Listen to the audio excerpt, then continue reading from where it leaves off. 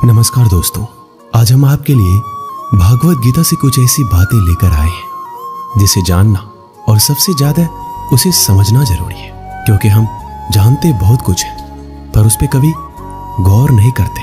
तो चलिए शुरू करते हैं आज का यह एपिसोड श्री कृष्ण के नाम के साथ।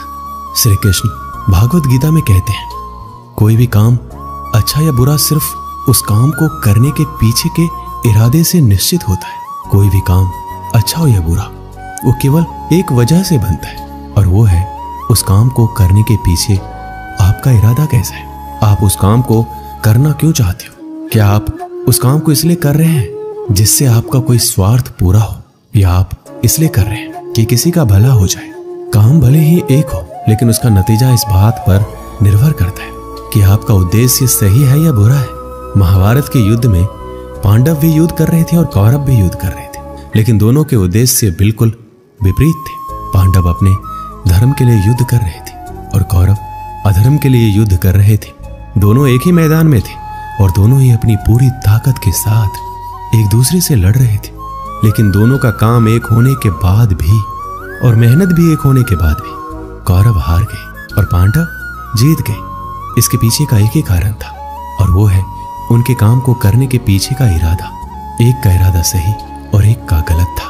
भागवत गीता में श्री कृष्ण कहते हैं, इंसानियत के सिवाय इस दुनिया में कुछ भी नहीं रहता है। इंसान जब पैदा होता है नंगा आता है, जब वो मरता है ऐसे ही जला दिया जाता है, उसके साथ कुछ भी नहीं जाता। जिंदगी में जो कुछ भी यहाँ आने पर मिला है वो आपको आने से पहले किसी और का था, और जब आप यहाँ से चले जाएंगे तो किसी और का हो जाएगा।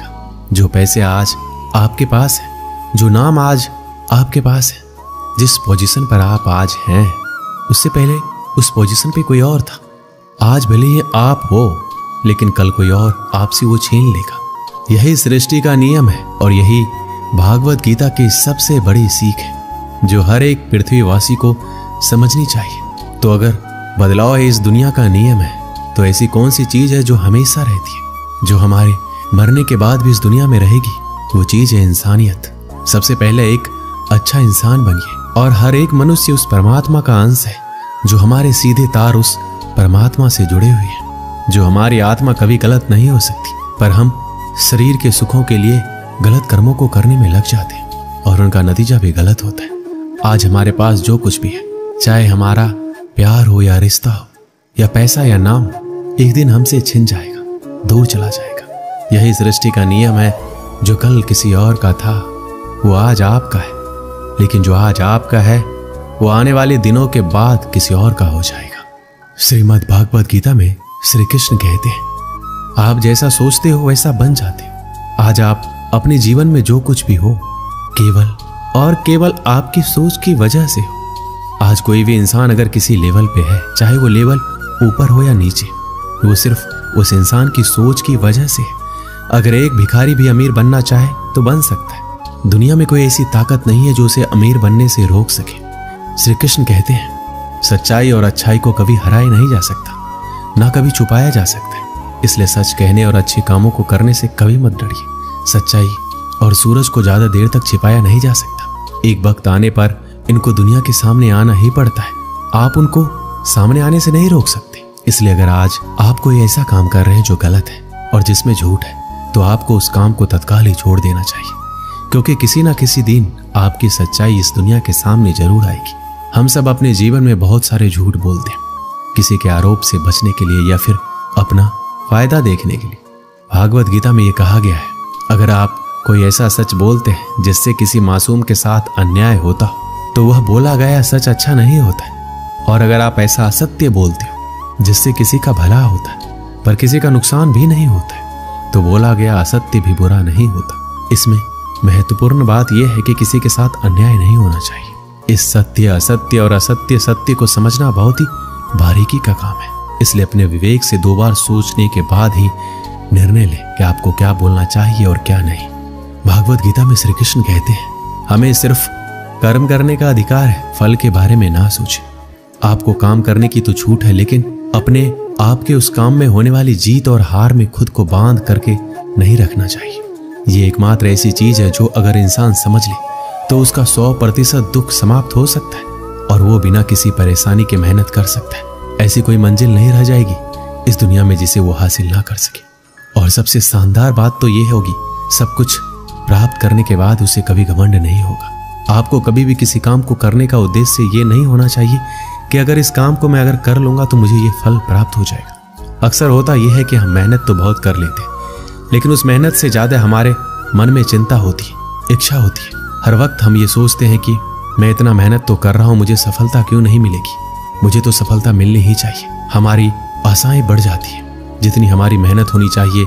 लेकिन अगर आप सफल नहीं हो पाते तो आपको एक बार जरूर याद रखनी चाहिए कि अगर आप इस काम में सफल नहीं हुए तो कोई और इंसान तो इस काम में जरूर सफल हुआ होगा, क्योंकि उसने आपसे ज्यादा मेहनत की होगी।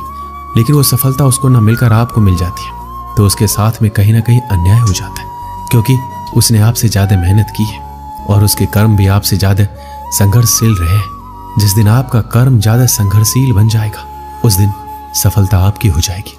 श्री कृष्ण कहते हैं, माफ करना महान व्यक्ति की निशानी है। इस दुनिया में सबसे हिम्मत वाले और सबसे ज्यादा ताकत वाले वो इंसान होते हैं जो माफ करना जानते हैं। एक बार जरा सोच कर देखिए कि भगवान को कौन सी चीज भगवान बनाती है। श्री भागवत गीता में भगवान श्री कृष्ण जी कहते हैं, चाहे वो कितना भी पापी इंसान क्यों ना हो, लेकिन अगर वो अपने बुरे कर्मों को करना छोड़कर अच्छे कर्म करना शुरू कर दे तो उसको वो अपना लेते हैं। यानी कि भगवान इस पूरी सृष्टि के मालिक होकर भी इतने नेक दिल हैं और उनके दिल में सबके लिए जगह है और उनके लिए सब सामान है। माफ करना महान व्यक्ति की निशानी है और माफ वही कर सकता है जो सामने वाले के किसी न किसी नजरिए से बड़ा हो। किसी की गलती होने पर उस पर नाराज होना या उस पर गुस्सा होना बहुत आसान काम है और ये काम कोई भी इंसान कर सकता है, लेकिन हिम्मत वाले इंसान गलती करने वाले इंसान को माफ करके उसको एक और मौका दे सकते हैं। इस दुनिया में जब कोई इंसान कुछ महान कार्य करता है तो बाकी की दुनिया भी ठीक वैसे ही करती है। श्री कृष्ण ने महाभारत में कही थी कि हे अर्जुन, अगर तू लड़ाई नहीं करेगा तो हर कोई तुझे और तेरे वंश को गालियां देगा कि अर्जुन कितना कायर था, लेकिन अगर तू युद्ध करके जीत जाएगा तो इससे आगे आने वाली जो दुनिया होगी उसमें तू एक उदाहरण होगा और उदाहरण ये होगा कि धर्म की अधर्म पर जीत हो सकती है।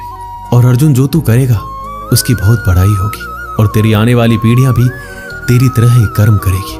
भगवान श्री कृष्ण के वाक्य में एक और गहरा अर्थ छुपा हुआ है और वो है, अगर आप अपने जीवन में किसी ऐसे लेवल पर हो जिस लेवल पर जाना किसी समान इंसान के लिए आसान बात नहीं होती, तो आपको अपने हाई पोजीशन से इस दुनिया में ऐसे उदाहरण प्रस्तुत करने चाहिए जिनसे सब लोगों की भलाई हो और सबको एक ही रास्ता दिखे। श्री कृष्ण भगवत गीता में कहते हैं, इस दुनिया में कुछ भी असंभव नहीं है। हमें ऐसा लगता है कि अपने मन को गुलाम बनाना मुश्किल है, लेकिन भागवत गीता में कहा गया है कि इस दुनिया में कुछ भी असंभव नहीं है। हम अपने दिमाग को, अपने विचारों को, खुद को वश में कर सकते हैं, बशर्ते अगर हम ऐसा करना चाहें और अगर इसका अभ्यास करें तो संभव है। जब श्री कृष्ण अर्जुन से कहते हैं, हे अर्जुन, तुझे अपने मन को काबू में रखकर अभी केवल और केवल अपने युद्ध पर ध्यान देना चाहिए, तो उसके बाद अर्जुन श्री कृष्ण से कहते हैं, हे भगवान, आपने ये कह तो दिया कि ये मन दुख और हर बीमारी की जड़ है, पर ऐसा तो हो ही नहीं सकता कि इंसान अपने मन को पूरी तरह से अपने काबू में कर ले। फिर ऐसा कौन सा तरीका है जिससे अपने मन को काबू में कर सकते हैं? इस प्रश्न पर भगवान श्री कृष्ण जवाब देते हुए कहते हैं कि दुनिया में कोई ऐसा काम नहीं है जिसको कोई इंसान नहीं कर सके। प्रयास से हर काम सफल बनाया जा सकता है। अगर कोई किसी पहाड़ को फतह करना चाहता है, अगर वो एक बार में ऐसा नहीं कर सकता तो उसे अपनी कोशिश जारी रखनी चाहिए। अगर आप किसी काम को करने में फेल हो रहे हैं, अगर आपको उस काम में सफलता हासिल करनी है, तो आपको अपनी असफलता होने की दर बढ़ानी होगी। आपको केवल इस बात पे ध्यान रखना है, अगर मुझे इस पहाड़ पर चढ़ना है तो मुझे सिर्फ चढ़ना है। आपको इस बात से मतलब नहीं रखना है कि आप 100 बार प्रयास करें या फिर 1000 बार।